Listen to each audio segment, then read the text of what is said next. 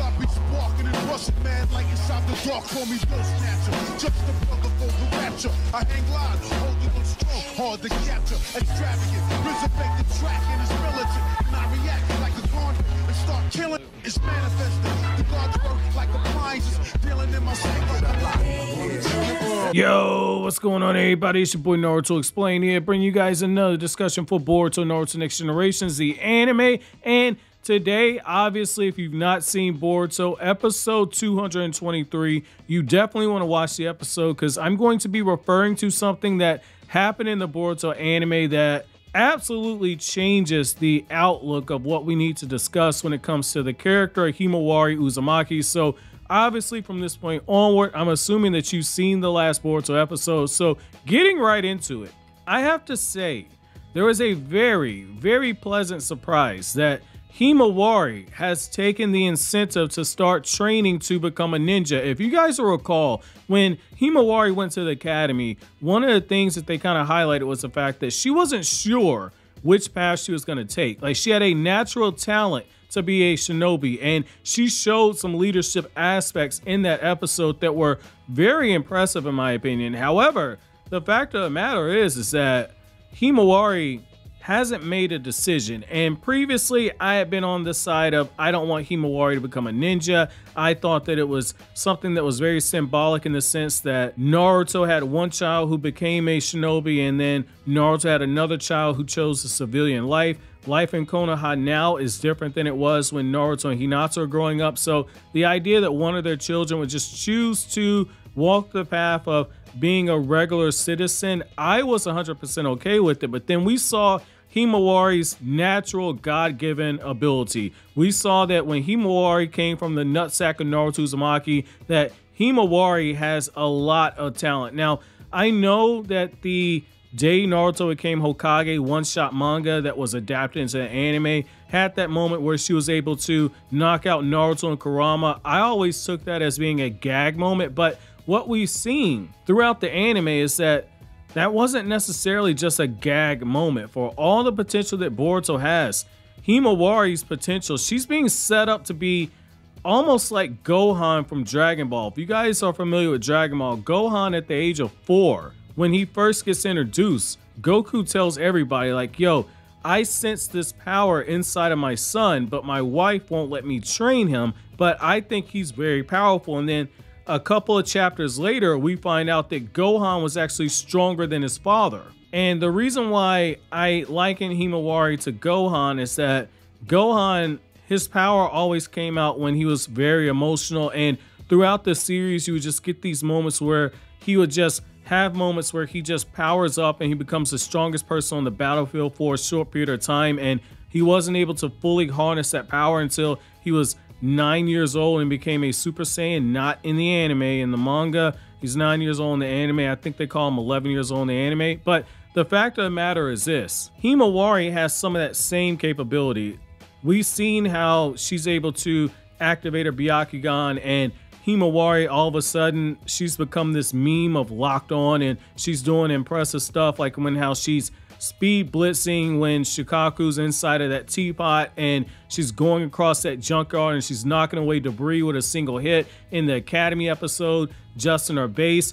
All these other kids who've been going through training and preparing to enter into the academy, she's just doing the obstacle course naturally, very easily. She's picking up on stuff. When she's been in a situation where she has to work with the other people, Himawari has shown that she's got that skill set of being able to relate to others and come up with plans on the spot in order to get through the situation. And in this last episode, she tells Boruto, well, I've been training to become a ninja, and it's just something I've been doing with the other people I made friends with at the academy when we did the academy trial run. And I don't think you tease something like that if you're not going to pay it off. Like, if you're not going to pay this off, that's not something that you drop in there. And I feel like this has just been a slow accumulation up to whenever they get to the time skip. We're going to find out after the end of the time skip that Himawari's already gone through the academy and she's already become a ninja. And if that happens, I'm going to be very curious to see if they pay off what happens in Naruto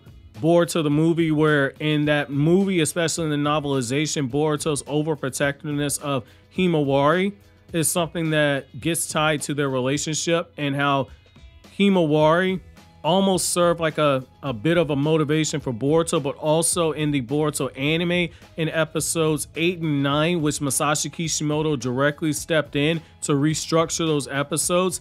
That's how we get that small passing line of Hiyashi Hyuga looking over at Naruto, saying the moment that it looks like her Byakugan is manifesting on its own and she's able to consciously use it, you need to bring her here so she can undergo her training. We've seen in the anime opening where Boruto and Hanabi were training with her. That actually pays off. Stuff that you got in the Naruto Parent and Child Day novel, where Hanabi oversaw Boruto and Himawari undergoing some form of training in the Hyuga clan techniques. Obviously, Boruto can't use rotation, target the chakra points. However, Hanabi still trained him in a lot of that Hyuga clan fighting styles, the same with Hinata. And so when you take this character of Himawari and you allow Hanabi and Hiyashi and Hinata to oversee the training, just given that it looks like she's a natural prodigy herself, she might mess around and have a higher ceiling than Boruto. And I don't say that lightly. She's very kind-hearted, and I'm going to give Hinata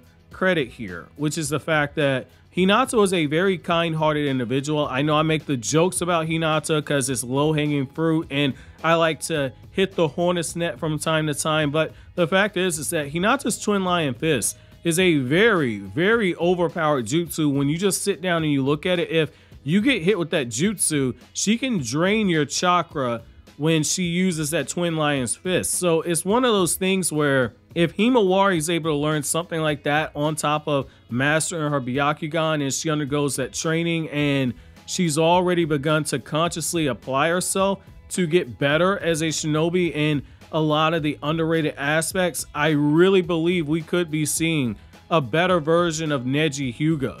Like, I don't say that lightly. I believe she might mess around and become the next Neji Hyuga, because she's starting off on a very, very high level. And the fact of the matter that Neji was as much of a prodigy as he was, even though he wasn't directly trained by the main branch until we got closer to Naruto going into the time skip, and Hiyashi began to train Neji during the 3-month time skip that took place before Naruto went to train with Jiraiya for the 2.5-year time skip. So when you look at what Neji was able to do on his own, you say Neji was a prodigy.